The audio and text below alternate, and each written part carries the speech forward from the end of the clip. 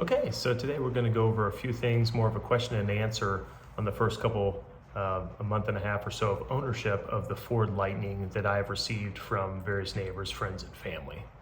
First off, I've really enjoyed the vehicle. It's been a month and a half. It has pretty much met my expectations on what I thought the truck would be and what it's like living with it. As you all know, I've mentioned many times, I've had two other F-150s in the last year or so, a V8 5.0, the Power Boost Hybrid, a 3.5 liter, and finally the Lightning. And those two were Lariat trims, and this one is the XLT trim.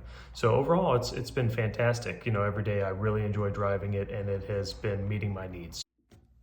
One of the most common questions I get is range anxiety a thing? I definitely think for the prospective first-time EV buyer, it is. It's something you're gonna think about if you're gonna have enough range. I spent a lot of time wondering if I should have gone with the extended range battery or the standard range battery. The more I looked at my day-to-day driving, I realized the standard range was the way to go. And I would venture that most of you out there can probably get by on the standard range battery no problem. There's case uses such as towing, long distance driving where yes, you would want the extended range battery. But for me with the Ford Lightning, when I was weighing the additional money, which was pretty significant in this case for the extended range, I realized I couldn't justify it even though I could afford it. I just didn't really need it for my day-to-day driving. The different paradigm shift with charging up a car, especially at your house, you start off with a fresh tank of range every day effectively. So I can go from 20% to 90% charge easily overnight. It takes about 6 to 7 hours, and I wake up with a fresh topped off car every day. So I don't really have range anxiety anymore. I would say the first week I was really cognizant of looking to see how much I was driving and constantly thinking about charging it. But there's even points now during the week where I'll go a couple days without charging. You get used to how much you can get around. I typically see 50% and I'm not too concerned. I know I can drive probably easily another day and a half, 2 days before I have to top off the car.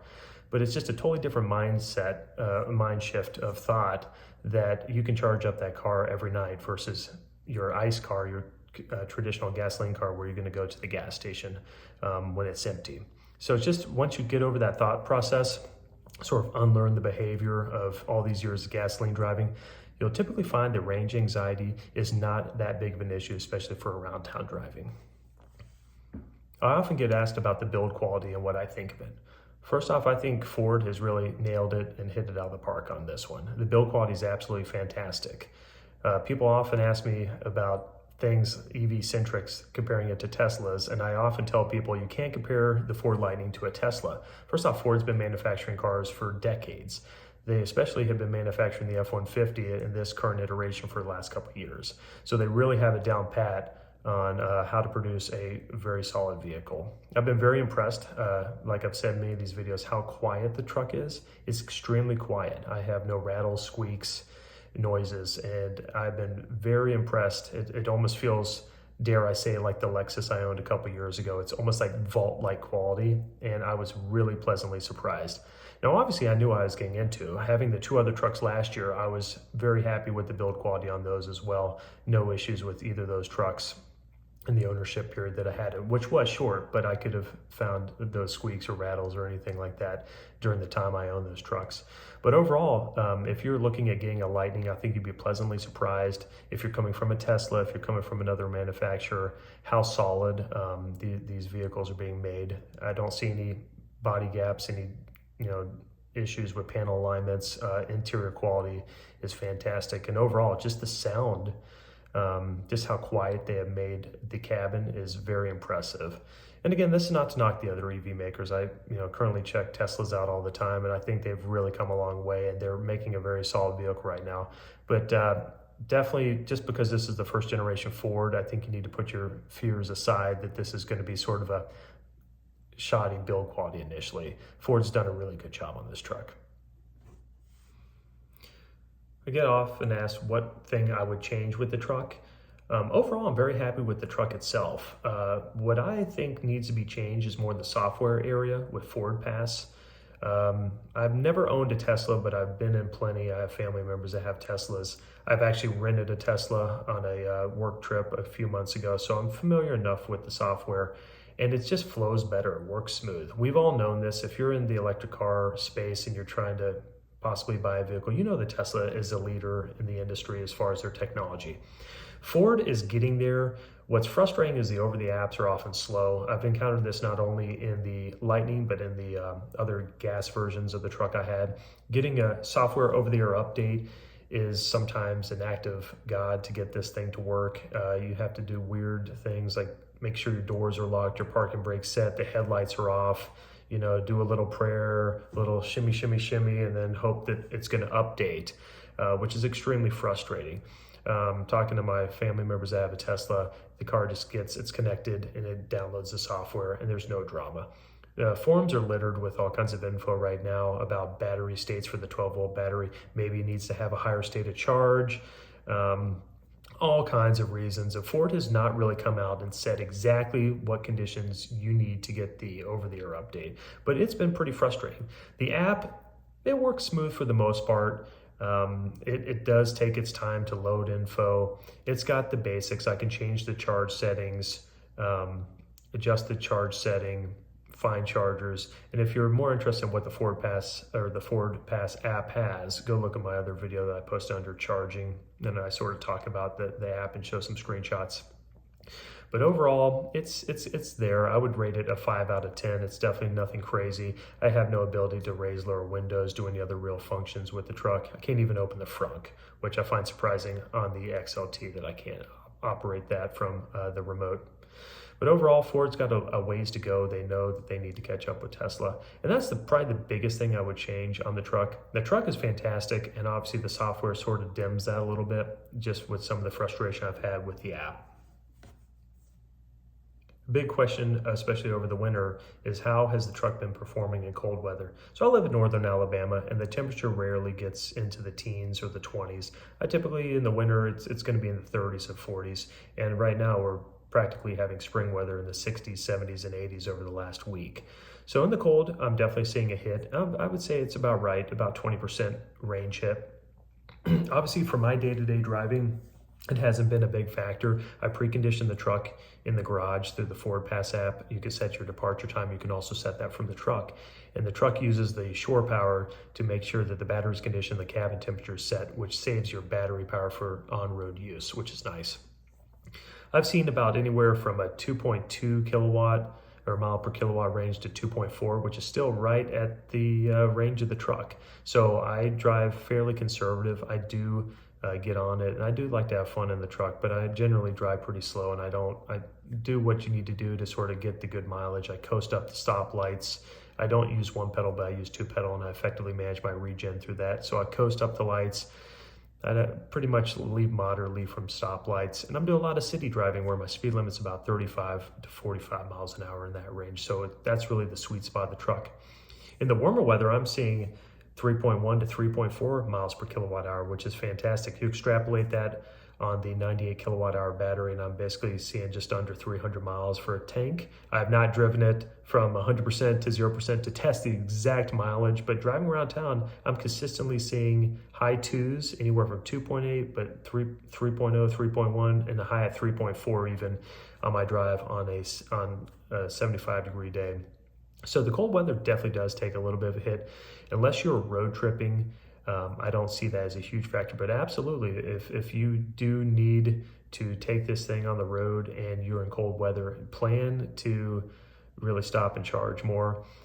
Ford obviously says lower your temperature, use seat heaters. I believe in convenience. I bought a very nice truck so I can keep myself and my family comfortable. So I set it at the temperature I want, and if that's the range, that is the range. And obviously I knew that limitation going into it. And I think if you're looking to buy this truck out there or you're curious, you just have to be realistic with yourself and how you are going to use that. And just know that if you're planning to live in a cold weather area and you want to road trip a lot, yeah, you're probably going to see about 20% to maybe even 30% hit on your range every day driving it around. From family members that have not owned a truck, they ask about how's the general driving and how's the visibility while driving. I compare this thing to any other full-size SUV. Up until a few years ago, I had not owned a full-size truck. It did take a little bit to get used to the size dimensions, but honestly, the visibility of all the F150 series, this current 14 Gen, is fantastic. It's got adjustable seats. My wife is a little bit shorter than me. I'm 6 foot. She's just sitting at about 5'5". She adjusts the seat, no problem, and she can drive the truck. She actually prefers to drive the truck around if she has a chance. She says that she can see around the corners with no real blind spots. And I would say the addition of the 360 camera make it really easy to maneuver this truck, especially in tight spots and parking lots. I really love the rear and front parking sensors. The camera is fantastic. When I come into a tight parking spot situation, I'll just hit the button on the dash and it pops up the 360 camera and I instantly see where I am. Even if I didn't hit the camera, the sensors are going to come on in plenty of time to tell me if I have a potential to be hitting an obstacle in the front or the back of me.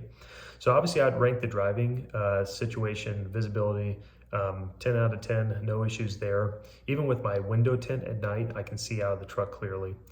The cruising of the truck, I've covered in other videos extensively. It is an extremely smooth ride. It has a very planted ride. It's honestly, it's crazy to call a truck a luxury ride or feel, but this truck does. As I mentioned, it's a little bit different from the standard ICE F-150s. The independent rear suspension and the battery weight just really add to a very solid, almost not heavy is the wrong word, but just has a very nice solid ride that sort of glides over the road. And the handling is fantastic due to the low center of gravity with the batteries and that additional mass down there. So again, like I said in another video, this is not a sports car, but you can handle very well for a full-size truck. It's not a Rivian, which that thing is even smaller and I heard handles fantastic. And I actually can't wait to drive one. There's a bunch popping up in town. I think it's a great truck. But it's a little bit bigger. Obviously it's a, F-150 is standard size, but for what it does, it handles very well. Acceleration, no need to beat that topic up. We all know it's amazing. 0 to 60 in 3.9 to 4 seconds. I believe it. I've not tested it. I don't need to test it. But like I said, when I briskly, accelerate from stoplights or just for fun with the kids, they can't stop laughing. I always have a smile on my face. And this has been after 1.5 miles of owning the truck. So it's unlike any other experience. And if you have not driven an electric vehicle, you would not understand until you do, just that kind of acceleration. The closest I can relate to is from my world of being a pilot. It is just like an acceleration for takeoff. It's a linear thrust that just keeps going. There's no shifting, there's no pause, there's no drama. It's just effortless power that just shoves you forward. And in this case, in the F-150 Lightning, very fast. Finally, I get asked a lot, what is it like to charge at home? I sort of covered how different it is compared to filling up an ICE car and how it's just a different mindset where I'm plugging it in basically all the time whenever I can or whenever it's convenient at the house. As I covered in another video, I have an Emporia, a 48 amp charger. It's connected to a 1450 NEMA outlet that I had installed by a professional electrician last year. I typically charge at about 32 amps, and I can also scale it down lower or higher to a max of 40 amps. Every day I wake up to a full charge or charge whenever it's convenient, and it is a different game than having a traditional gasoline car where you're driving around all month or a couple weeks and then you fill it up. Charging is easy. I pull into the garage, I open the charge port and I plug it in. The truck starts to light up on the indicator and then I'm good to go. I can monitor the charge of the Ford Pass app, or I can even get back into the truck and it'll show me on the screen when my predicted charge level will be met and what current charge level I'm at. So again, as long as you have the proper setup at home, charging is super convenient and it's different. It's really a nice feature to have where you're constantly being able to charge at home. And again, I'll sort of put this plug out there for people that are interested in electric cars. If I didn't have the garage charging capability, especially a level 2 charge capability, I probably wouldn't be considering an electric truck at all. I'd still be in my hybrid or another gas truck. I don't think the convenience of having it home is really what makes the electric car different.